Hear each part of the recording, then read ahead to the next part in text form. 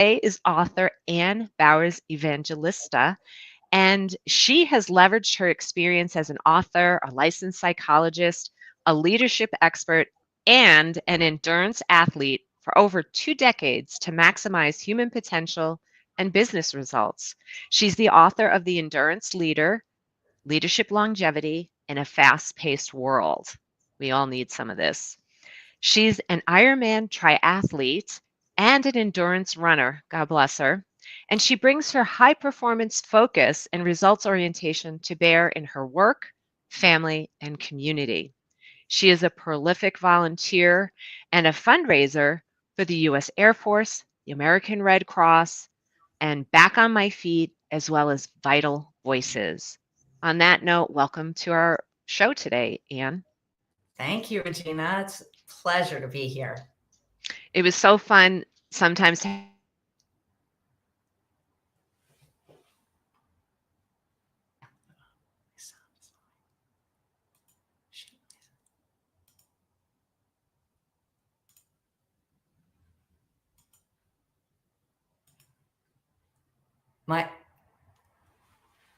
Regina, unfortunately, I can't hear you. I'm having a little difficulty hearing right now. Let's see what happened. Hold on just a second.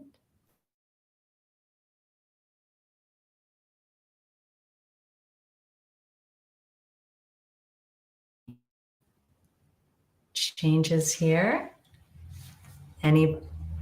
Yeah, I'm not hearing anything, unfortunately. Let me see if it's on my end. It does not seem to be. Are you hearing me? I am now. Yes, I am. Not sure what happened there. We were talking about before we got on today that we very rarely have technical difficulties, and then the gremlins jumped into action. To our listening and viewing audience, we apologize, and hopefully we don't have any other technical difficulties, but we live in a technological world and sometimes these things happen. So we're not going to get bunched up. We're just going to move forward. And so I was starting to say, so let's go ahead and get started. And I wanted to talk about your book. So for those listening in or watching, your book focuses on addressing and providing ways to build leadership that remains resilient, especially in the face of adversity. And we always like to get the backstory from our authors. So tell us a little bit about why you wrote this book. I mean, I could come up with some ideas on my own just having gone through your bio, but tell us what made you write this book now? Yeah, thanks for the question. And it really does create the genesis for the content, right? So I've been doing consulting and coaching work for over 25 years. And what I really saw was so many leaders being really overwhelmed sometimes in the face of the demands that are put on them. In fact, really interestingly, there was an HBR article last April that talked about the fact that managers' number of direct reports has increased 2.8 times in the past 6 years. And managers are accountable for 51% more responsibilities than they can effectively manage. That data comes from Gartner. So, the realities are there around why people feel overwhelmed. It's justified in some ways. People really are struggling. But what I've often seen is that the response is to try to do more faster, right? And it really is the equivalent of starting to sprint a marathon, right? And people really not even knowing why. Like, why is this important to me? Why does it matter? And especially over the past decade or so, we're seeing this really play out in burnout, people leaving organizations, particularly women, right? Just feeling, had clients say things like, I feel guilty all the time. I feel guilty at home. I feel guilty at work. And, just feeling like things are so unrelenting. They're burnout, they're disengaged. And the American Psychological Association is just tons of data around mental health needs. I mean, the majority of Yeah, people in this country now carry a mental health diagnosis. So it's like, there's got to be a different way. And that is really what made me start thinking about my own experiences as an endurance athlete and how it related here. that's fabulous. And unfortunately, yes, so there are so many more diagnoses of mental health issues, and in some ways it's a blessing because hopefully we're getting it out of the closet and people don't have to feel uncomfortable about um, taking care of themselves and taking care of whatever may be going on with their mental health issues. So Totally. that's a positive, even though it's on the rise, that it's more out in the open. Because I'm sure in your experience, you've seen where it's just been hidden. And I can tell you, growing up with two individuals that had some mental health challenges, first of all, back then, nobody looked at it. Nobody even, It was taboo. and whatever, well, what, not even taboo. I don't even think like parents knew to even think that that was an issue. Nobody Mhm. was talking about it. Nobody was looking at it. It wasn't until we were adults that I look back and having seen some of those challenges say, wow, yeah, unfortunately, those mental health challenges started, you could see it way back in grade school, Mhm. and what a different life one of them was my brother would have had if maybe there had been some diagnosis back then. So from Totally that agree. perspective, it's a good thing, even though we don't, we need to learn to help these leaders be more resilient. So that Exactly. does bring me to my next question, and we were talking a little bit about this before we went live. And you are an Ironman triathlete, and you are an endurance runner. God bless you. I'm a fast walker, uh, and I don't run. I just don't run. I walk very fast. So tell us more about this background as an athlete and how you use this in the work that you do around leadership. I find it just fascinating. Thank you. And by the way, fast walking is just as effective for health and wellness as running. So, in fact, some people would argue better because you're not Yeah. killing your knees. So, I started my endurance athlete journey completely by accident in 2002. I got talked into doing a triathlon with a woman I knew at the gym, and she didn't do it, and I did, and I was like, "This was horrible. I'll never do another one." And then I discovered a group called Team in Training, which is a fundraising arm of the Leukemia and Lymphoma Society, and I could combine things like fundraising with doing this crazy activity, and it became a lot more fun and meaningful and purposeful for me. And so I've kind of understood over the past 20 years what it means to get through endurance events, right? Um, and what I started to noodle around in the book was like, I think there's a model here. I have known enough really successful leaders, people who've led over decades very successfully, and it's like, what is it about that has made them successful? So I started interviewing them, like, what is your secret sauce, right? And Tell what us, yes. right, what struck me is the parallels with endurance athletes. And so I created a model that really looks at mindset, execution, discipline, and support. And those are really kind of for me, the grounding kind of frameworks behind this, which is we have to understand our purpose, right? Like it really starts Yes. with what's deeply important to us, because if we don't know, we're never going to make it through those hard times. I had a conversation with a colleague the other day who said, I got to tell you, I don't like the word endurance. And I said, congratulations, welcome to the world. Like nobody does, because we think of enduring things as being about, I got to get through something really hard. And I'm like, I want to take that word back, because we are going to have to endure. Everyone Mhm. will. Everyone is going to go through hard things. And if we aren't ready for that, if we don't know what's driving us, we're going to get lost in those moments. We're going to quit. We're going to pull out of the right, we're going to find some other way to get our needs met. So instead, if we can start there, it really helps us build the right foundation. And we can talk more about that.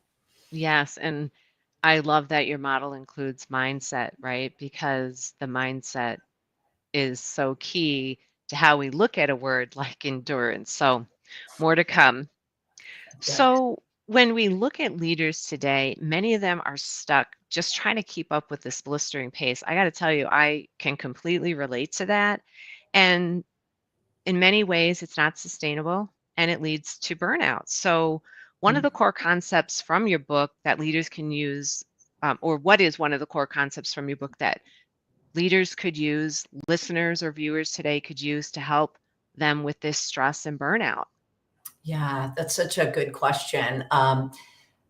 If we have time, I'll talk about two. They're related, and the Okay. first thing is really about recovery. And we all, most, I shouldn't say all, but most people really understand, thankfully, kind of back to mental health and balance. People understand, at least mentally, the need to give themselves, do some self-care, do some, yoga, or get a massage or something to help themselves. But as an athlete, every single athlete you can think of, they have a plan for recovery. Most people don't know that LeBron James sleeps 10 to 12 hours of every 24 hours. Wow. Now, we think that at somebody we met that slept that much, we'd be like, you know, how could they get anything done in a day? Well, the proof is in the pudding, right? And it's about being intentional, right? In order for him to perform at his best, he knows that his body needs that recovery time. And so that means we need to most of us come into recovery completely like it shows up somehow. We have to take a break. And then it's like, oh, let me try to, breathe, instead of being intentional and saying, look, I'm going to set a boundary. I'm going to take Friday off, and I'm really going to take Friday off. I give an example of a colleague who takes a month off with his family and literally shuts down. He does not answer email. He doesn't answer calls. And he says he is successful because of that strategy, not in spite of it. And so it's really about understanding our own needs for recovery. It doesn't have to look the same for everyone. Some people don't like massages. That's okay, right? But it's about Exactly. That's too bad on them, but yes. right. I agree. And the other piece of that, and this helps people a little bit more on thinking about it with their team, is what I think of as pacing, right? And so Yes. when people run, you really try to set a pace. But if you're running a marathon, your pace may need to intentionally change. It might not be the whole thing. And often that's a race strategy, is you pick up your pace at certain intervals and then you slow back down. And so I talk to leaders a lot about when you are about to go into a really busy time, or you have a very tough deadline and project, how can you and your team plan for picking up the pace and then being intentional about giving yourself a break? And again, the leaders that I spoke to that have been successful over time really do this with intention. We're going to go after this, and then we're going to pull back. We're going to have people take more protected leave. We're going to, do some things for the team so that there is that recovery built in. And it helps people sustain their, it's a lot easier to get through that when you know there's an end. But often in organizations, people just go from one to the next to the next. And people are like, when do I get a break? So building Right. that really, I would say recovery and pacing are two really important concepts for most leaders. It sounds really difficult, but I will just give a simple example that I use. At the beginning of the year, I figure out when I'm taking vacation, and then I block that time and I try to put a bunker around that time.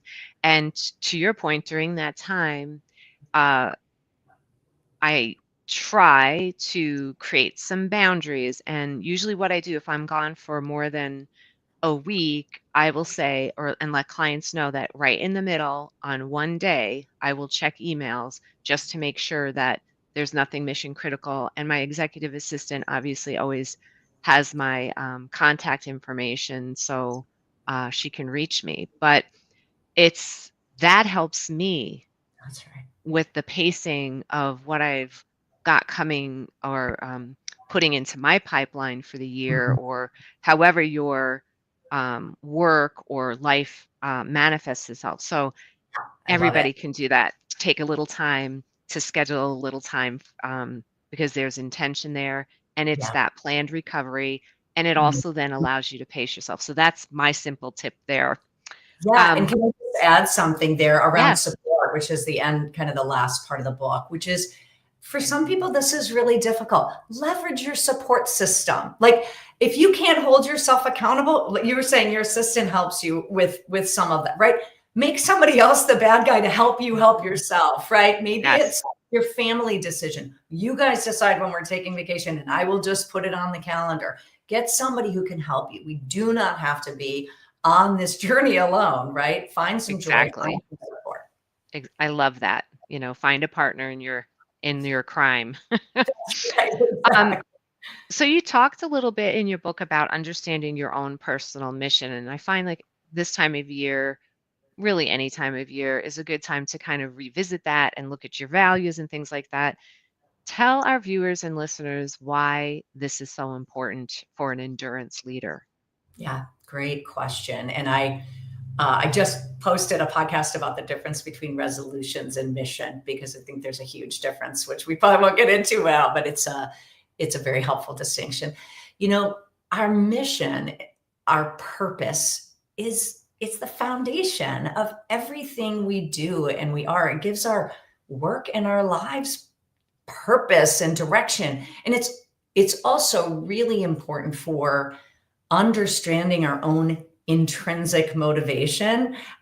This is like language from sport performance a lot, intrinsic and extrinsic motivators. You know, extrinsic motivators, the things like recognition and tangible achievements, they're okay. But what really matters to us, and it's shown again and again in research, is meeting our own intrinsic motivators, the things that really charge us up and make us feel good about who we are. And I like the question, you know, we talk a lot about knowing our why. I challenge people to say that's good, but the answer to why is because. And that sounds more reactive to me. I prefer talking about, you know, what do you want people to say about you at the end of your life? Like, what are your headstone goals? You know, with big, deep things, but when we can understand what those are and start figuring out how to map those in to how we lead. And that's the hard part. That's the part leaders struggle with. Lots of people know what those things are, but they're like, I got to do all this other stuff first, and then I'll live that ideal self. Then I'll be that. Right. Doesn't Let's work. figure Yeah. out how to, just like setting a goal for a marathon, like find the plan. Let's make the plan. So Yes. that's why I think it's really important. And it is what, when you're struggling, when you're enduring, when you have to dig in deep, that's the motivator. And if you don't know what that is, it's hard to stay motivated. So I encourage everyone to kind of start there. Figure out your mission. Got to Yeah, start with the brass tacks there. that's So right. let's talk a little bit about your business. You started your business, Lumos. Hopefully, I'm saying Mhm. that correctly, in You 24. are. Bravo. Awesome. It's two L's. That's why, it's a little tricky, right? Yeah, Um, some Spanish speakers say humos, which I understand as well. Yep. okay. And that's a derivative for the Latin word which means light. So, can you explain more about why you chose this particular name for your business? Yeah. You know, I think of wanting to help leaders, like as a coach, as a consultant. I've often thought of like trying to illuminate a path for people. I am not trying to set the path for them. I am not trying to tell them which way to go. I'm just trying to help them get a light on the path that they want to follow. And that really helped me start thinking about the word light and Okay. illumination. And I actually talk about leadership ignited, which is a different element, but I think that really helping people uncover their potential, shining a light on what they're capable of, also shining a light sometimes on what their blind spots might be, that are helping them create clarity and then potentially transformation through very thoughtful guidance and direction. And so I didn't want to kind of narrow it into like a consult. Lots of consultants talk about being the, wise counsel kind of thing. It's like, that's not really my job. My job is to help Right. people get there. So that's why I picked this very strange word. I love it. I love it. Shining a light. Sometimes we all need a light. little That's extra light in our lives. So, your book, The Endurance Leader, talks about being a long term leadership or taking a long term leadership approach. So, what Mhm. can leaders achieve by taking a long term or endurance approach to leadership? Yeah, great question, because I think it's easy to talk about this and be like, what's it for those of us who are old enough to remember, like, where's the beef? Like, what actually happens on the other end of I this, right? am. Yes. I was just thinking about that the other day. Mhm. So I think that there's kind of the soft parts of it, which are people are more motivated and inspired, and that can help with productivity when you feel better about, I know why I'm showing up to work every day, right? So there's that personal, like, self leadership part, which is where I really start with people. Leading self has to be the center. And if we can understand what's going to inspire us, then we got a much better chance of being inspirational and motivational to those around us. But I also think that um, it helps leaders plan for sustainable success.